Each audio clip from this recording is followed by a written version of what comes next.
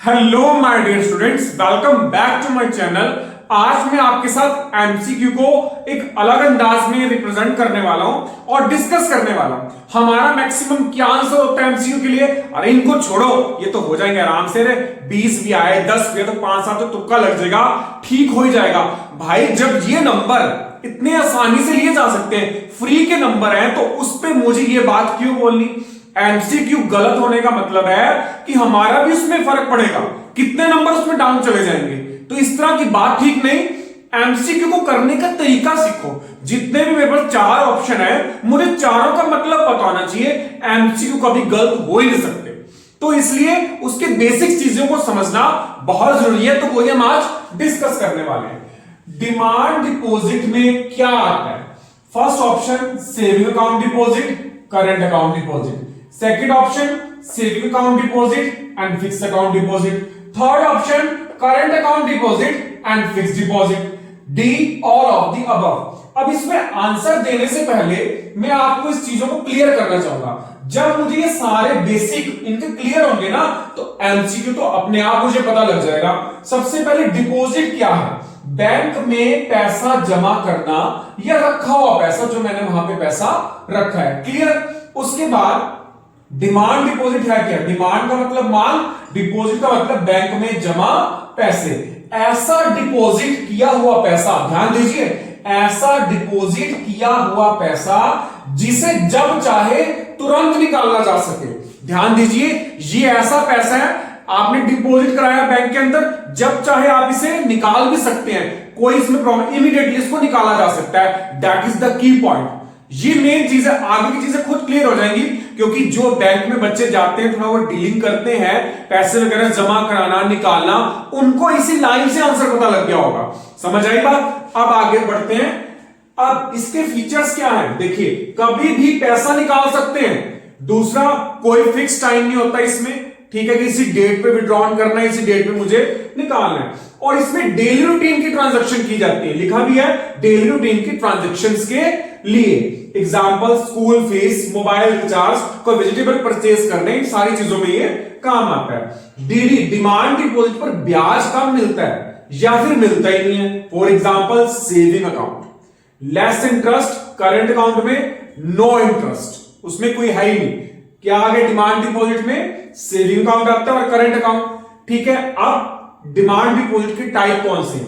सबसे पहले saving account deposit. Saving का मतलब बचत खाता, बैंक में बचत के लिए खोला गया। ये आम लोगों के लिए, हमारे लिए सेविंग अकाउंट हम लोगों के लिए, ठीक है। इसके फीचर्स, इंटरेस्ट कम मिलता है, आप किसी भी टाइम इसमें से पैसा निकाल सकते हो, और आम लोग, ऑर्डिनरी लोग इसको यूज करते हैं। आगे क्लियर करूंगा कि आम लोग, साधारण लोग, यहां पे स्पेसिफिक क्यों जोड़ दिया गया। फॉर एग्जाम्पल, राम ने ओपन करा सेविंग अकाउंट, उसमें 5000 डाले, अब जब चाहे से निकाल सकता है। जहां पे ये बात आ गई जब मर्जी निकाल सकते हैं, कोई रिस्ट्रिक्शन नहीं है, तो वो हमारा डिमांड डिपॉजिट है।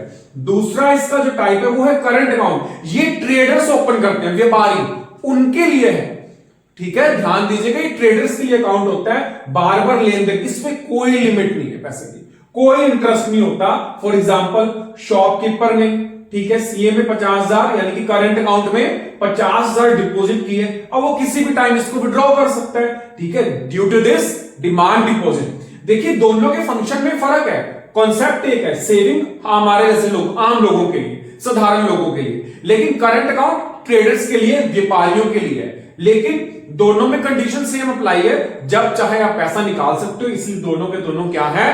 Demand deposit. आधों को तो यही से समझ आके आंसर पता लग गया होगा, मेरे वापस रिपीट करने से पहले जान गए होंगे, क्योंकि अब मुझे कॉन्सेप्ट क्लियर हो गया। दूसरा, फिक्स डिपॉजिट, इस टर्म में यूज हो रहा है क्वेश्चन के अंदर।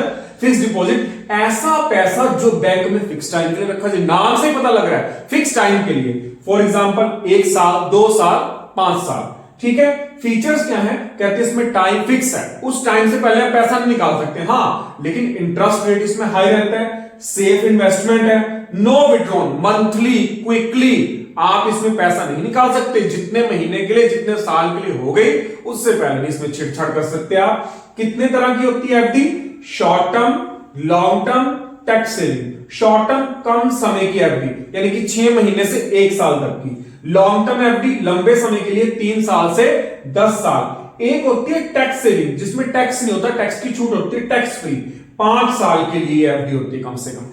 अब आई होप आप इन चीजों को समझ गए होंगे।